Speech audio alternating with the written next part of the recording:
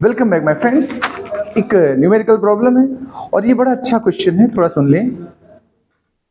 यहां पर एक बम एक्सप्लोड हो रहा है, एक बम विस्फोट हो रहा है। कुछ क्वेश्चन इस तरीके का है, सुन लीजिए ध्यान से, फिर हम सोल्यूशन करते हैं। एक विस्फोटक विस्फोट के बाद 3 बराबर भागों में विभाजित हो जाता है, यानी उसके जो पार्ट्स बनते हैं वो इक्वल इक्वल 3 पार्ट बन गए, जिसमें से 2 टुकड़े एक दूसरे के लंबवत, ठीक है, और उनके वेग भी दिए 9 मीटर पर सेकंड और 12 मीटर पर सेकंड से उड़ जाते हैं। तीसरे टुकड़े का वेग और दिशा ज्ञात कीजिए। सवाल ने हमसे क्या पूछा है? तीसरे टुकड़े का वेग और दिशा ज्ञात कीजिए। मैं इस चीज को डायग्राम से समझा दूं आपको। जैसे अगर बम विस्फोट हुआ है तो ध्यान रखिएगा, 2 टुकड़े परस्पर लंबवत गए कि नहीं गए, बताओ। तो एक टुकड़ा उस तरफ चला गया, मान लिया अगर हमने, तो दूसरा इस तरफ गया होगा कि नहीं, बताओ। ये 2 टुकड़े परस्पर कैसे हो गए? लंबवत।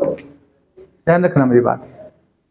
तीसरा कहां जाएगा, यही क्वेश्चन मेन। तो आपको जानकारी के लिए मैं बता दूं कि कभी भी कोई घटना हो तो उसमें रेखीय संवेग संरक्षित रहना चाहिए। ध्यान रखिएगा, रेखीय संवेग संरक्षित रखना है, तो इस जगह में ये कॉन्सेप्ट में ध्यान रखना है। अच्छा बताओ, प्रारंभिक रेखीय संवेग कितना है? जो बम रखा विस्फोट होने वाला है उसका प्रारंभिक रेखीय संवेग पता कितना होगा? मैं इस घटना को बाद में पहले मैं बात करता हूं। जैसे ये बम रखा, जो फूटने वाला बम वो इतना बड़ा था मान लो, तो इसका द्रव्यमान टोटल कितना हो गया? 3m, 3 टुकड़े बराबर मान रहा हूं मैं। लेकिन वेग कितना है? जब फूटा नहीं उस समय वेग बताओ, प्रारंभिक वेग कितना होगा? 0 होगा कि नहीं होगा, बताओ भाई। फूटा नहीं है ना, अभी तो रखा हुआ है, तो क्या चल रहा था? नहीं, फूटना है रखे रखे। फूटने के बाद वो इधर उधर तीनों टुकड़े जाएंगे। तो प्रारंभिक वेग क्या मानोगे आप? 0। तो प्रारंभिक संवेग कितना होगा बताओ? अगर हम आपसे कहें प्रारंभिक संवेग बताओ, प्रारंभिक संवेग, भाई प्रारंभिक संवेग मतलब होता है द्रव्यमान गुणा वेग। द्रव्यमान तो 3m है, लेकिन वेग कितना है? 0। तो प्रारंभिक संवेग कितना है? 0 है कि नहीं, बताओ। फूटने के बाद तीनों टुकड़े गति करेंगे, मतलब वेग आएगा उनमें। वेग होगा तो संवेग होगा, mv mv mv, बोलो वेग जो भी हो, mv1 mv2 mv3 कह दो। लेकिन ध्यान रखना, संवेग संरक्षित रहना चाहिए ना, ये तो पढ़ाया है। संवेग संरक्षण का नियम कहता है कि जो प्रारंभिक संवेग है अंतिम संवेग भी उतना ही होना चाहिए, यानी तीनों टुकड़ों का संवेग मिलकर क्या आ जाना चाहिए? 0। ध्यान रखिए इस बात को। तो अब इसी बात को हम यहां देखना कि अंतिम संवेग 0 कब संभव है? जब वेग 0 हो जाए अंतिम। अब अगर हम आपसे कहें, ध्यान देना प्लीज, ये देखो एक इस तरफ वेग चला गया, इसका v1 नाम दे दिया, ये दिया आपको 9 मीटर पर सेकंड, और एक वेग इधर नहीं चला जाएगा, बताओ 12 मीटर पर सेकंड। देखो 2 टुकड़ों का वेग तुम्हें दिया सवाल ने, और वो दोनों जा रहे हैं आपस में कैसे? लंबवत। तो इन दोनों वेगों का परिणामी जो वेग होगा वो पता कहां से गुजरेगा? समांतर चतुर्भुज बना तो पैरेललोग्राम मेथड, तो परिणामी वाला यहां से गुजरेगा टुकड़ा कि नहीं, बताओ। इन दोनों का जो वेग होगा वो इस दिशा में परिणामी आएगा कि नहीं, बताओ। जो परिणामी वेग होगा वो इस दिशा में आएगा, उसे ही मैंने v3 कह दिया। अगर तीसरा टुकड़ा इस वेग के मान को कैंसिल कर दे, भाई इन दोनों वेगों का परिणामी कहां आया? इस जगह। तो तीसरा जो टुकड़ा है वो इस वेग को न्यूट्रलाइज कर दे, तो परिणामी वेग क्या हो जाएगा? 0। वो तभी संभव है जब तीसरा टुकड़ा इस वाले वेग से उल्टी दिशा में जाए। देखो अगर तीसरा टुकड़ा यहां चला जाए, देखो मेरी बात को ध्यान से सुनना, यानी असली v3 इस तरफ जाना चाहिए। उस तरफ अगर v3 गया तो इस तरफ -v3 कहोगे कि नहीं? यानी मेरी बात को थोड़ा इस जगह समझना, मेन कॉन्सेप्ट यहां छुपा हुआ है। 2 टुकड़े परस्पर लंबवत हैं, तो उनका परिणामी वेग कहां से गुजरेगा? इतना तो समझ सकते हो, वेक्टर पढ़ा है। परिणामी वेग चतुर्भुज बनाते कि नहीं बनाते? उसके विकर्ण पे होता कि नहीं होता है? तो इन दोनों का परिणामी वेग यहां आया, मान निकालेंगे अभी हम थोड़ी देर बाद, दिशा बता रहे हैं अभी। तो परिणामी वेग इन दोनों का यहां आया, वो कब 0 हो सकता है? जब उससे उल्टी दिशा में भी वेग आ जाए, यानी वास्तव में इन 2 टुकड़ों को बैलेंस करने वाला टुकड़ा किस तरफ जाए? इस तरफ जाए, पीछे।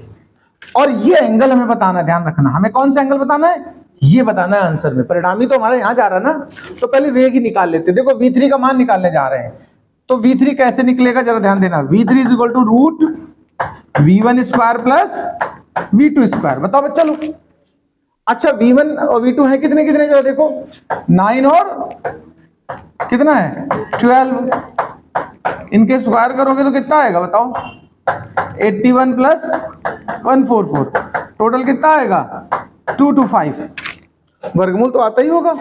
225 का कितना होता है 15 मीटर पर सेकंड। देखो ये चीज तो मान आ गया, उस तरफ अगर 15 है तो इस तरफ -15 हो जाएगा, यानी परिणामी का जो वेग है वो 15 मीटर पर सेकंड है तीसरे टुकड़े का।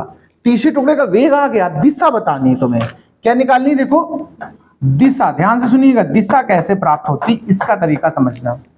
हम एक काम करें, ये दिशा निकाल लें, देखो थीटा या अल्फा, कुछ भी नाम दे दो इसको, परिणामी इन दो का परिणामी तो यही जा रहा है ना, तो अल्फा आ जाएगा हमारा, और ये पूरा 180 है तो ये हिस्सा बचेगा कितना है 180 माइनस अल्फा। बोलो भाई अल्फा कैसे निकलेगा, सुनिए, मैंने आपको जब वेक्टर पढ़ाया है तो ध्यान रखिएगा, एक फार्मूला पढ़ाया था, tan alpha is equal to q sin theta upon p plus q cos theta. आपको ना याद हो तो वेक्टर वाले में जहां हमने वेक्टर्स का जोड़ना सिखाया है, त्रिभुज विधि और समांतर चतुर्भुज विधि, वहां पर tan अल्फा का ये सूत्र है। क्यों माने बाद वाला मान, बाद वाला नहीं, V2 हमने किसको माना है 12 को, तो 12 साइन 90, चूंकि आपस में कोण कितना बना रहे थे ये 90, और ये कितना था हमारा 9 प्लस 12 cos 90।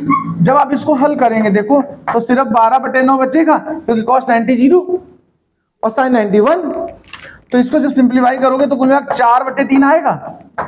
अगर tan अल्फा इतना है, मैं आपको बता दूं, तो alpha is equal to tan inverse 4/3। ये बात आप इतना समझ लो, यूपी बोर्ड वालों को ऐसे ही लिखना है, लेकिन सीबीएसई वगैरह के अगर आप स्टूडेंट हैं, या मतलब आईसीएससी में कैलकुलेटर अलाउ होता है, आईसीएससी में क्या होता है कैलकुलेटर अलाउ होता है, तो वो लोग tan इनवर्स का मान कैलकुलेटर से निकाल लेते हैं, या हम लोग भी निकाल सकते हैं। इसके लिए हमें साइन की, tan की, cos की टेबल होती हैं, वो मिलनी चाहिए, तभी हम इन सबको मान आसानी से, भाई ऐसे तुम नहीं जानते हो tan में 4/3 किसका मान होता है, जानते हो क्या, नहीं जानते हो। हम लोग को कौन से मान याद होते हैं, 0, 30, 45, 60, 90, 120, ऐसे तो मान होते हैं फिक्स वाले। बाद बाकी बीच का वैल्यू से साइन 40 का पूछूं, बता पाओगे, tan 55 का पूछ दूं तो ऐसे मान हम लोग बिना कैलकुलेटर के या बिना टेबल की मदद से नहीं निकाल सकते। परीक्षा में आमतौर पर टेबल वगैरह नहीं दी जाती है, या तो इसका मान तुम्हें पेपर में साथ में इंक्लूड लिखा मिलेगा, आपको लिखा मिलेगा कि tan 53 डिग्री बराबर 1 पॉइंट, इसका जो भी भाग दे के मान आएगा वो लिखा मिलेगा तुम्हें, 1 पॉइंट जितना भी आ जाए, 3 या सीधे का 4/3 वहां लिख के दे दें।